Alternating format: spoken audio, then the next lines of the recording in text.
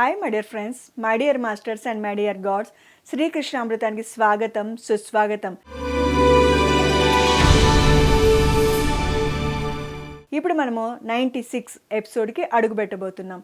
మరి ఇటువంటి గొప్ప ధ్యాన జ్ఞాన మార్గాన్ని అందించినటువంటి బ్రహ్మర్షి పితామహ పత్రిజీ గారికి, పత్రి మేడం గారికి, సదానందయోగి గారికి, భగవద్గీతకు శ్రీకృష్ణ పరమాత్మని కృతజ్ఞతలు చెప్పుకుంటూ మరి ఒక అద్భుతమైన శ్లోకంని మనం ఇప్పుడు మొదలు పెట్టుకుందాం. భగవద్గీత 13వ అధ్యాయము 2వ శ్లోకము. ఇదం శరీరం కౌంతేయ క్షేత్రమిత్యాభిధీయతే యతోధ్యో వేతి తం ప్రాహుః క్షేత్రజ్ఞ ఇతి తద్విదః. చిన్న చిన్న పదాలతో పలికిస్తాను, శ్రద్ధగా పలకండి. ఇదం శరీరం కౌంతేయ క్షేత్రమిత్యాభిధీయతే యతోధ్యో వేతి తం ప్రాహుః క్షేత్రజ్ఞ ఇతి తద్విదః.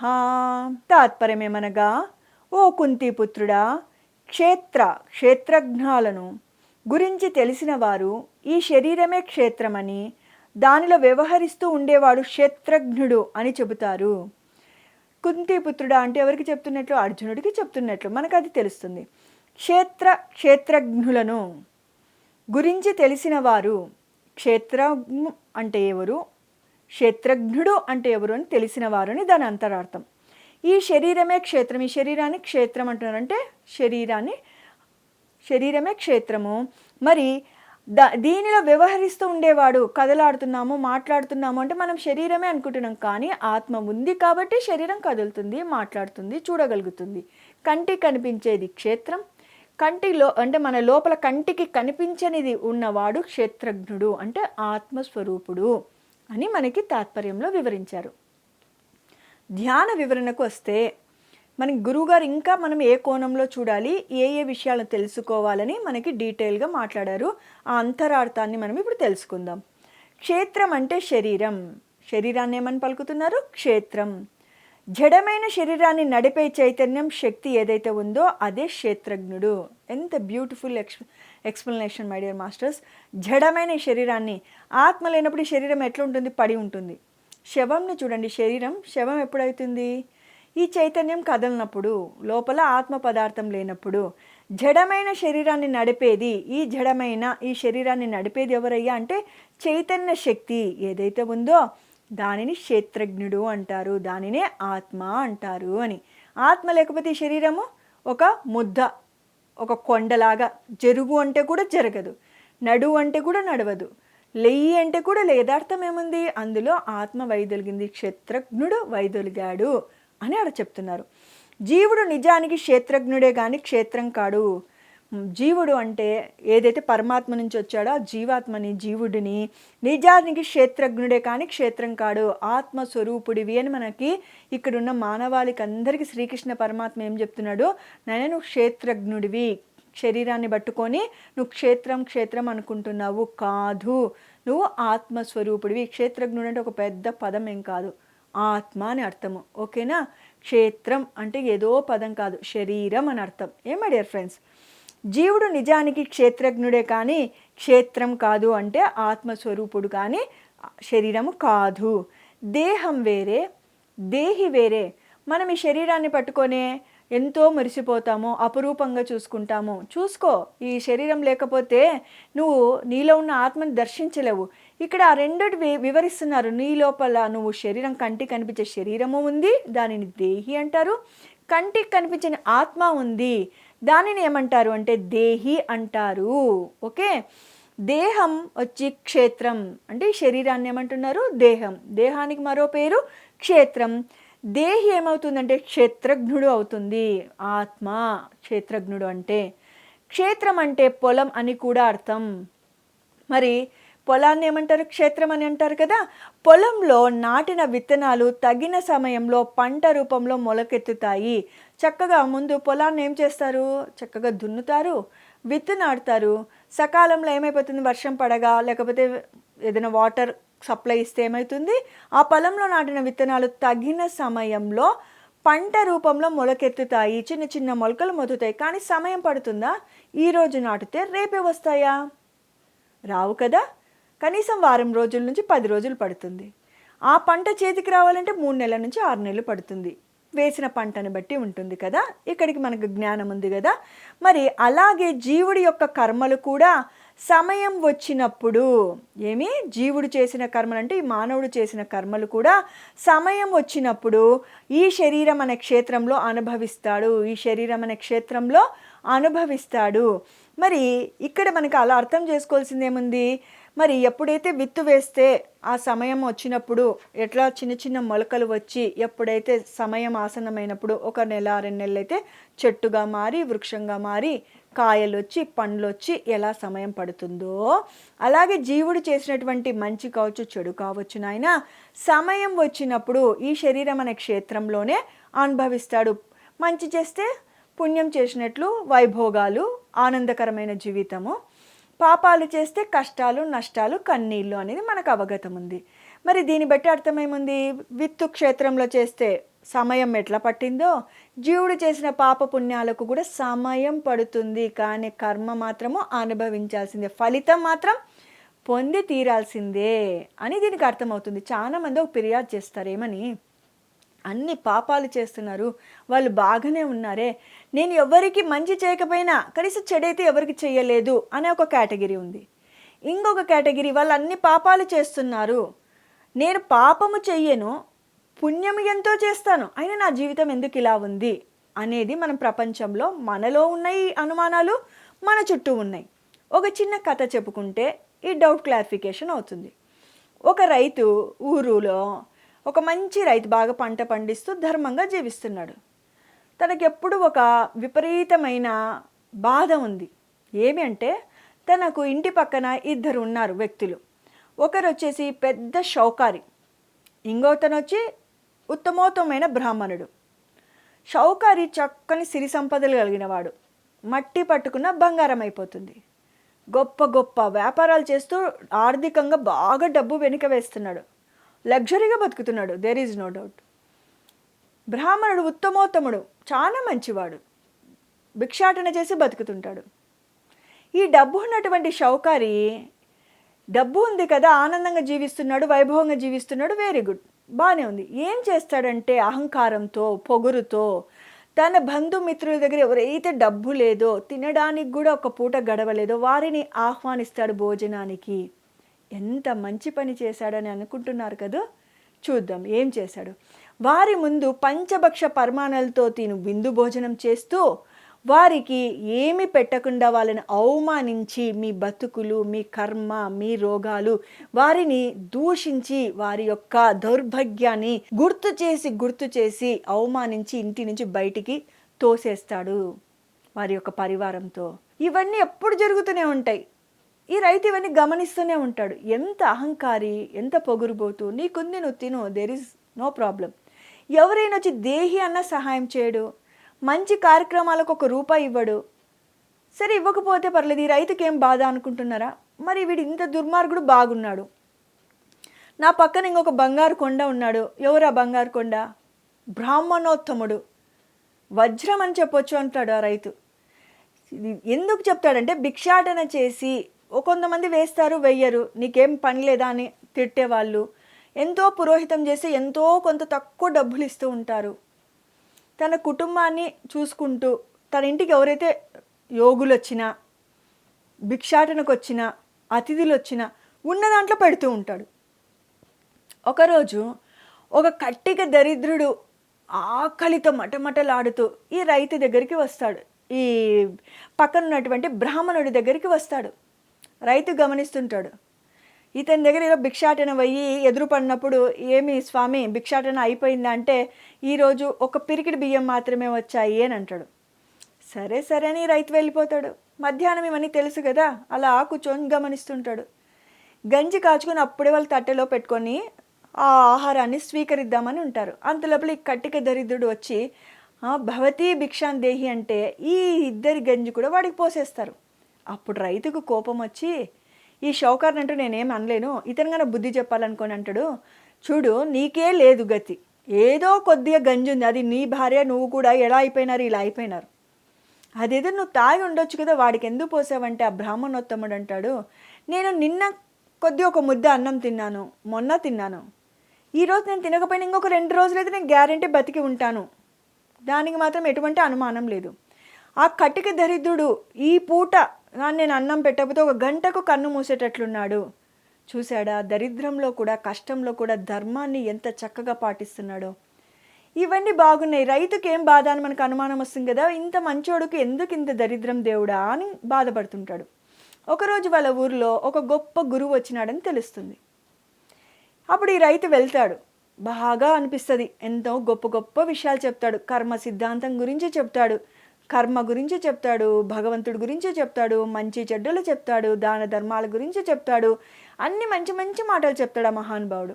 అందరు వెళ్ళిపోతే ఈ రైతు వేచి చూసి ఆయన దగ్గరికి సమీపించి, మహానుభావ, నాకు ఒక ధర్మ సంకటం ఉంది, ఆ సందేశాన్ని తీర్చు, ఆ సందేహం మీ ముందు పెడుతున్నాను అంటాడు. ఏం నాయన చెప్పు అంటే ఈ స్టోరీ అంతా చెప్తాడు. ఈ పొగురుబోతు షౌకారి, ఈ కటిక దరిద్రమైన మంచోడైన బ్రాహ్మణుడి గురించి. ఇప్పుడు చెప్పండి, మీరు ఇంత చెప్పారు, కర్మ సిద్ధాంతం మంచి చేసినోడికి మంచి వస్తుంది, మంచి చేసినోడికి మంచి వస్తుంది, చెడు చేసినోడికి చెడు వస్తుంది అని. ఈయన ఇంత మంచివాడు, ఏం మంచి జరిగింది నాయన చెప్పు, నువ్వు ఒక కథలు ఎందుకు చెప్తావు, మమ్మల్ని అందరిని ఎందుకు మబ్బ పెడతావు అని అంటాడు. వీడు ఇంత దుర్మార్గుడు కదా, వీడు ఇంకా చేస్తూనే ఉన్నాడు, మట్టి పట్టుకుని బంగారు అవుతుంది అని అడుగుతాడు.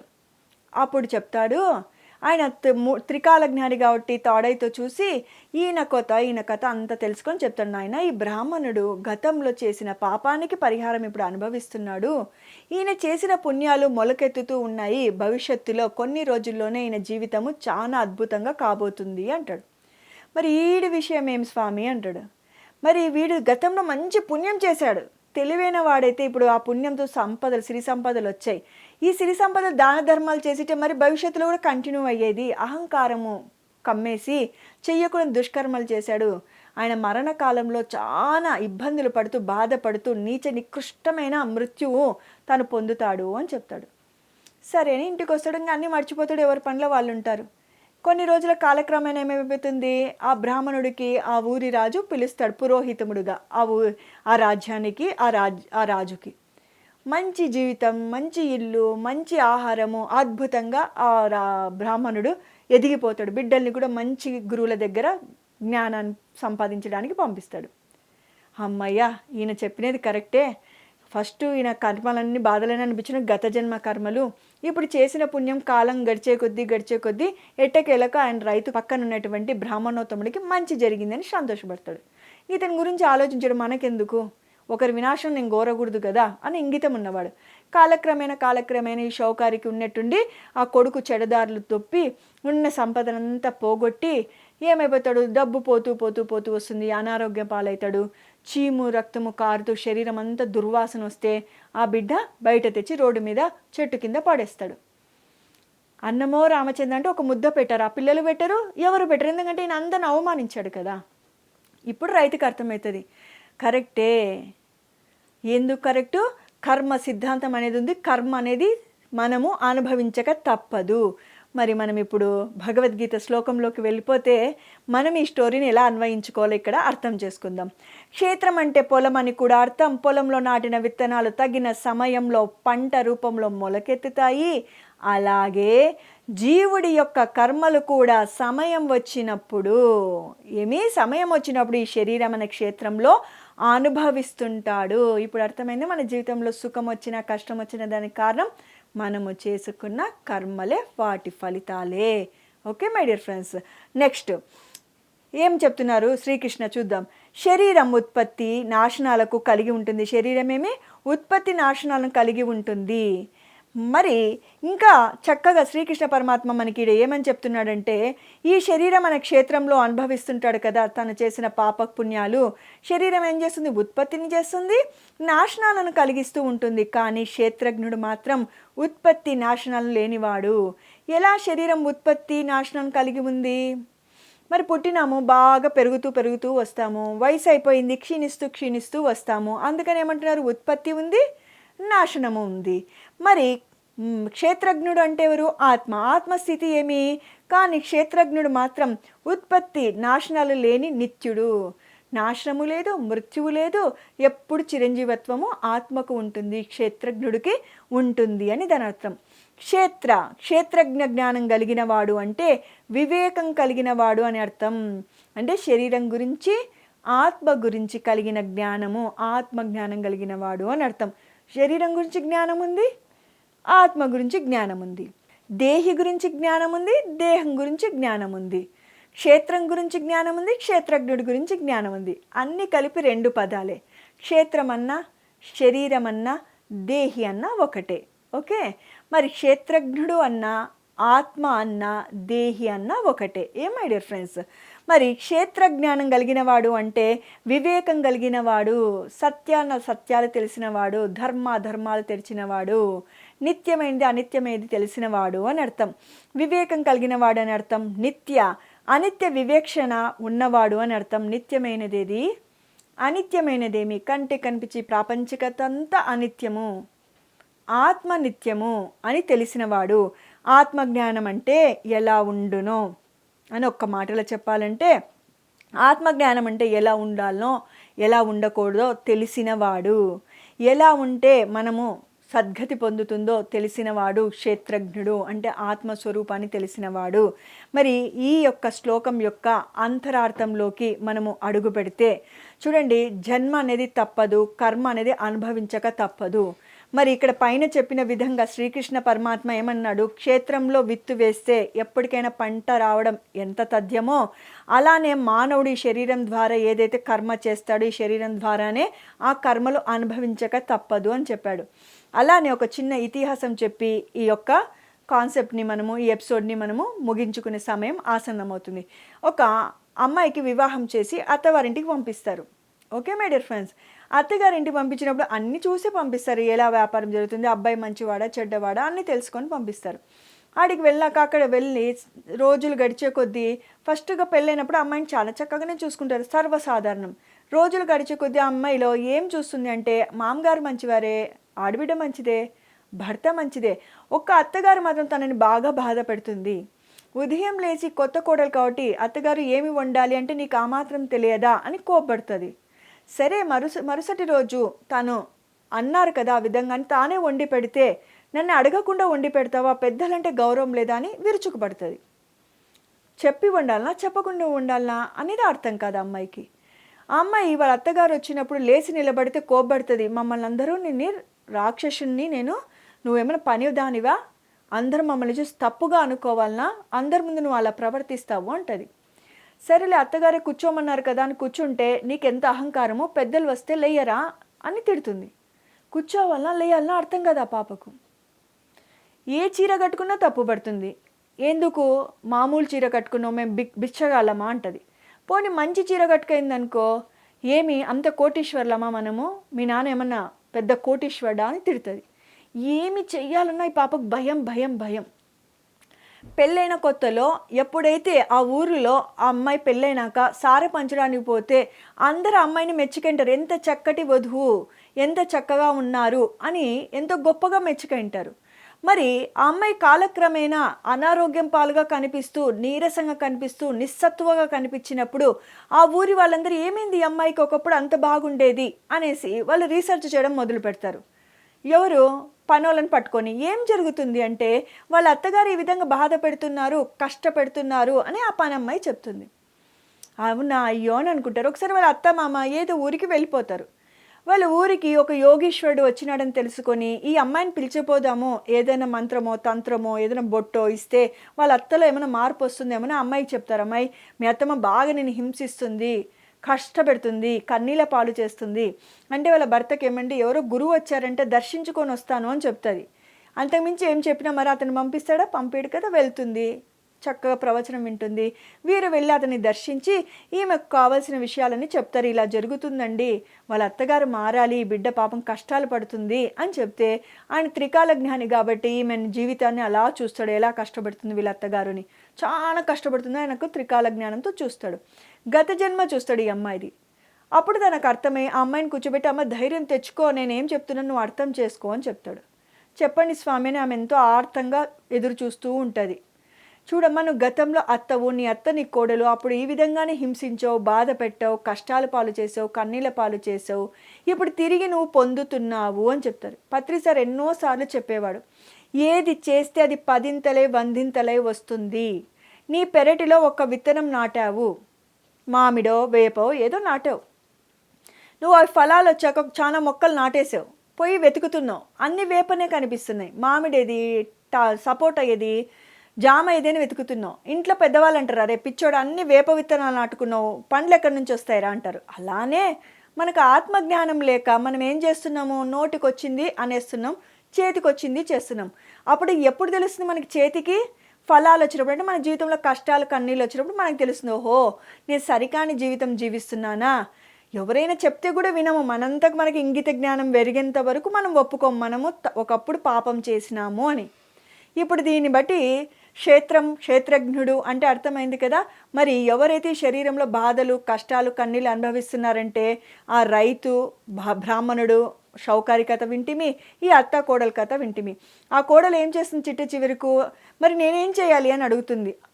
మరి నువ్వు తప్పు చేసావు కదమ్మా, క్షమాపణలు గుర్తొచ్చినప్పుడంతా క్షమాపణలు చెప్పుకో, ఏదో ఒక రోజుకి మారుతుంది, ఆత్మరూపైన ఆత్మ కనెక్టివిటీ ఉంటుంది, క్షమాపణ అనేది నువ్వు చెప్పుకో అంటే ఆమె గుర్తొచ్చినప్పుడు అంతా చెబుతూ ఉంటుంది. పత్రిసారి కూడా చెప్పేవారు, ఎవరి నుంచి అయినా ఏ పరిస్థితినైనా ఇబ్బంది కలుగుతూ ఉంటే అత్త నుంచో, భర్త నుంచో, భార్య నుంచో, స్నేహితుడి నుంచో, ఉద్యోగంలో చేసిన మన యజమాని నుంచో, ఒకప్పుడు మనం యజమాని మనకి ఇబ్బంది పెట్టింటాం కదా, నీకు గుర్తొచ్చినప్పుడంతా మనస్ఫూర్తిగా క్షమాపణలు చెప్పు అని చెప్పేవారు. అలా తను చెప్పగా ఆ ఇంటి పరిస్థితులన్నీ మారిపోయినాయి. నిజ జీవితంలో కూడా నా కౌన్సిలర్ కూడా ఇలాంటివి ఎన్నో విన్నాను, నేను వాళ్ళకి ఎక్స్పెరిమెంట్గా చెప్పాను, వాళ్ళ జీవితాల్లో కూడా ఎన్నో మార్పులు జరిగాయి. అంటే దీన్ని బట్టి అర్థం ఏమిటి, సత్యం అనేది ఎలా మారదు, ఎవరైనా ఒకటే. ఓకే, మనం ఏం చేయాలి, దీన్ని బట్టి అర్థం ఏం చేసుకోవాలి మై డియర్ ఫ్రెండ్స్. మరి ఓ కుంతిపుత్రుడా, క్షేత్రజ్ఞులను గురించి తెలిసిన వారు, ఈ శరీరమే క్షేత్రం కానీ దీనిలో వ్యవహరిస్తూ ఉండేవాడు క్షేత్రజ్ఞుడు అని చెప్తారు. ఏమంటున్నారు శ్రీకృష్ణ పరమాత్మ, క్షేత్రజ్ఞులను గురించి తెలిసిన వారు అంటే క్షేత్రం అంటే శరీరము, క్షేత్రజ్ఞుడు అంటే ఆత్మని తెలిసిన వారు, ఈ శరీరమే క్షేత్రమని, ఇందులో వ్యవహరిస్తున్నవాడు క్షేత్రజ్ఞుడు అని తెలుసుకున్నవాడు. మరి ఎవరయ్యా అంటే మనము ఆత్మజ్ఞానం తెలుసుకున్నవాడు మాత్రమే ఏది సత్యం ఏది నిత్యము అని తెలుసుకుంటాడు, ఎలా తన ప్రయాణం మొదలు పెట్టాలని అర్థం చేసుకొని ఆ విధంగా సాధన చేస్తాడు. మరి మొత్తం శ్లోకంలో ఒక చోట మనం బాగా గమనించాల్సింది, పొలంలో విత్తు వేస్తే ఎప్పటికైనా చేతికి పంట వస్తుంది, మొలకెత్తి వస్తుంది. అలాగనే జీవుడి యొక్క కర్మలు కూడా సమయం వచ్చినప్పుడు ఈ శరీరం అనే క్షేత్రంలో అనుభవిస్తుంటాడు అన్న జ్ఞానం మనం తెలుసుకోవాలి. ఎప్పుడు తెలుసుకుంటారు ఈ విషయాలన్నీ అంటే, మరి ఏమని చెప్తుంటే, క్షేత్రజ్ఞుడు మాత్రం ఉత్పత్తి నాశనాలు లేని నిత్యుడు, ఆత్మకు మృత్యువు లేదు, నాశనము లేదు. మరి క్షేత్రజ్ఞ జ్ఞానం కలిగిన వాడు అంటే వివేకం కలిగినవాడు, వివేకం విచక్షణ కలిగినవాడు, నిత్యమేది అనిత్యమేది అని తెలుసుకున్నవాడు అని అర్థమని ఈ శ్లోకం యొక్క మనము సారాంశం తెలుసుకున్నాం. మరి దీన్ని బట్టి మనం ఏం చేయాలి, ఈ క్షేత్రంతో ఎలాంటి కర్మలు చేయాలి.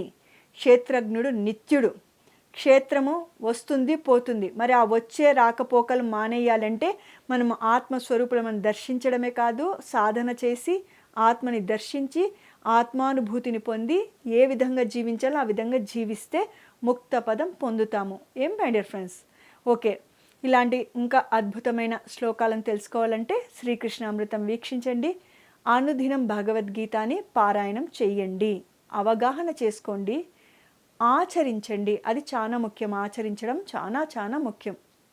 ఎన్ని శ్లోకాలు చదివాము అని కాదు, ఎంత తెలుసుకుని ఎంత ఆచరించాము అనేది ముఖ్యమని పత్రిసారి చెప్పేవారు. మరి ఇక అవకాశం ఇచ్చినటువంటి పత్రిసారికి, పిఎంసి ఛానల్కి కృతజ్ఞతలు చెప్పుకుంటున్నాను. Okay my dear friends, my dear masters and my dear God's, ఇక సెలవు.